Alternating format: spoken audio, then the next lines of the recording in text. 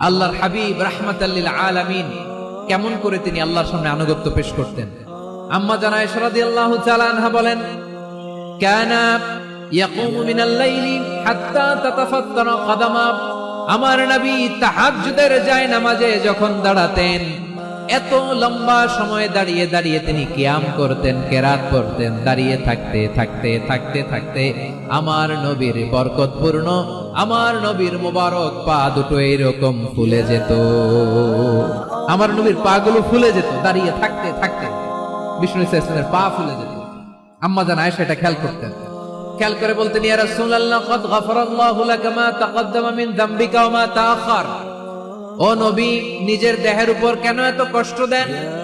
কেন রাত জেগে এরকম তাহাজ্জুদের জায়নামাজে দাঁড়িয়ে থাকতে থাকতে পা দুটো আপনার ফুলে যায়? কেন কষ্ট করেন? আল্লাহ কি বলে নাই, ও নবী আপনার আগের গুনাহ মাফ, পরের গুনাহ মাফ? আসলে বিশ্ব নবীর কোনো গুনাহই নাই। নবীরা মাসুম হয়, নিষ্পাপ হয়।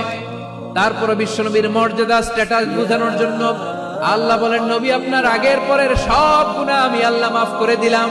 আম্মা জানা এসে বলে, না নবী, আগের গুনাহ মাফ, পরের গুনাহ মাফ, আপনি মাসুম, নিষ্পাপ, তারপরে তাহাজ্জুদের জায়নামাজে কেন এত কষ্ট করেন?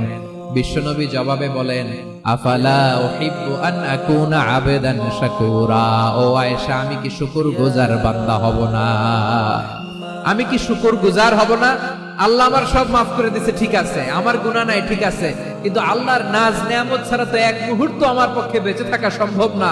সে আল্লাহর নেয়ামতের শুকরিয়া হিসাবে আমার কি শুকরগুজার হওয়া উচিত না? আফালা উহিব্বু আন আকুনা আবদান শাকুরা। আমি কি শুকরগুজার বান্দা হব না? ও আমার ভাইয়েরা, বিশ্বনবী ঠিক এমন ভাবে আনুগত্যের নমুনা দেখাতেন। এখানেই শেষ নয়। আম্মা জানা এসে বলেন, তাহাজ্জুদের জায়নামাজে দাঁড়িয়ে থাকতে থাকতে ফালাম ইয়াজাল ইয়াবকি হাত্তা বাল্লা লিহিয়াতাহু।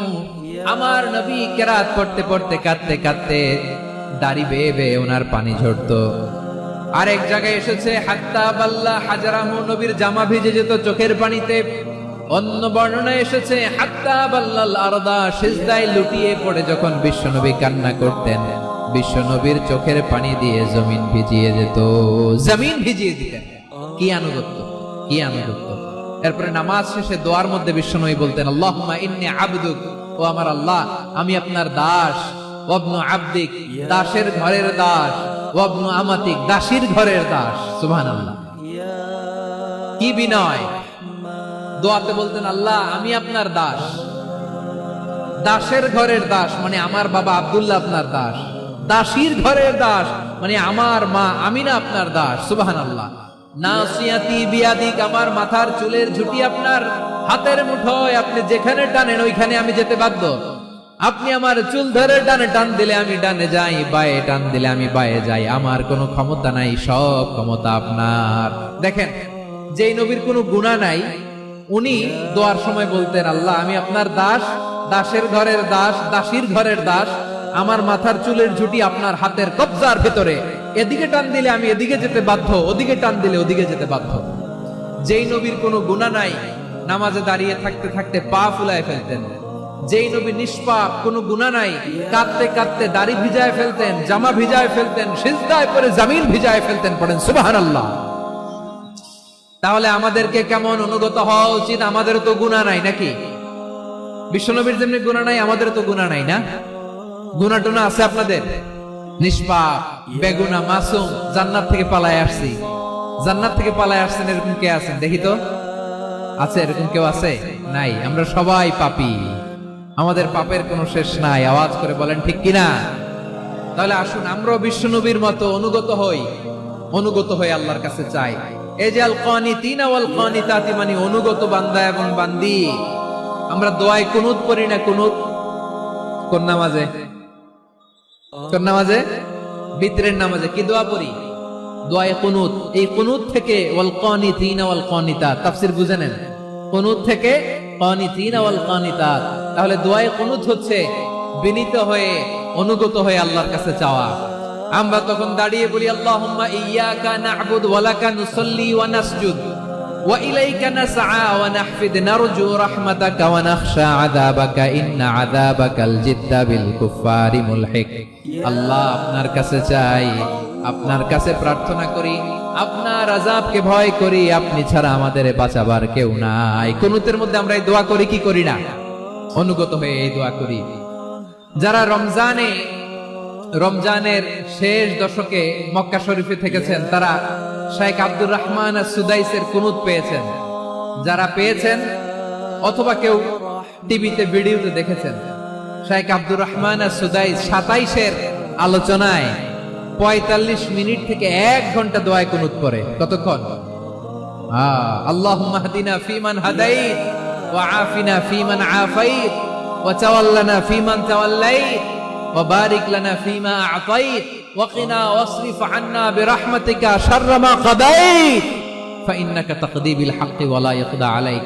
এমন ভাবে হেরেম শরীফে মক্কায় শাইখ আব্দুর রহমান সুদাইস দাঁড়িয়ে হাত তুলে লক্ষ লক্ষ উমরা পালনকারীদেরকে নিয়ে এক মুনাজাত ধরে কাঁদতে কাঁদতে মানুষ বেহুশ হয়ে যায়। দোয়ার কথা শুনে গায়ের লোম খাড়া হয়ে যায়, হৃদয় বিগলিত হয়ে যায়, চোখ দিয়ে দাঁড় দাঁড় করে পানি নামতে থাকে। 27-এর রাতে মক্কায় শাইখ আব্দুর রহমান সুদাইসের দোয়ায় কুনুত যদি শুনেন, অনুগত হয়ে আল্লাহর কাছে চাওয়াকে বলে কুনুত। আল্লাহ বলেন আল কানিতিনা ওয়াল কানিতাতি, অনুগত বান্দাদেরকে আমি পছন্দ করি। আমার পছন্দনীয় বান্দা হলো অনুগত নারী ও পুরুষ। সুবহানাল্লাহ পড়েন। তাহলে মুসলিমিন মুসলিমাত গেল, মুমিনিন মুমিনাত গেল। এরপরে আল্লাহ তাআলা বলেন আল কানিতিনা ওয়াল কানিতাত, অনুগত নারী ও পুরুষ, অনুগত obedient to Allah, they present their highest loyalty to Allah, যারা আল্লাহর সামনে নিজেদের আনুগত্যের সর্বোচ্চ নমুনা পেশ করে, যারা আল্লাহর সামনে অনুগত হয়ে অটল থাকে, আল্লাহর আনুগত্যে নিজেকে যারা পেশ করে, তাদেরকে বলে কানিতিন কানিতাত, অনুগত বান্দা এবং বান্দি, অনুগত পুরুষ এবং নারী। ওয়াল কানিতিন ওয়াল কানিতাত, অনুগত বান্দা বান্দীদেরকে আল্লাহ বড় ভালোবাসেন। আল্লাহ বলেন হাফিজু আলাস সালাওয়াতি ওয়াস সালাতিল ওয়াসতা ওয়া কুমু লিল্লাহি কানিতিন, তোমরা নামাজগুলোকে যত্নের সাথে আদায় করো, বিশেষ করে মধ্যম নামাজ, আসরের নামাজ।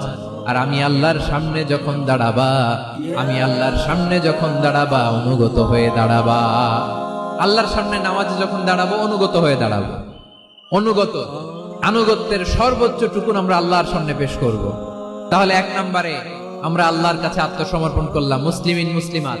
2 নম্বরে মুমিনিন মুমিনাত, বিশ্বাসের স্বীকৃতি দিলাম। 3 নম্বরে কানিতিন কানিতাত, আল্লাহর সামনে অনুগত হয়ে দাঁড়ালাম, দোয়া করলাম।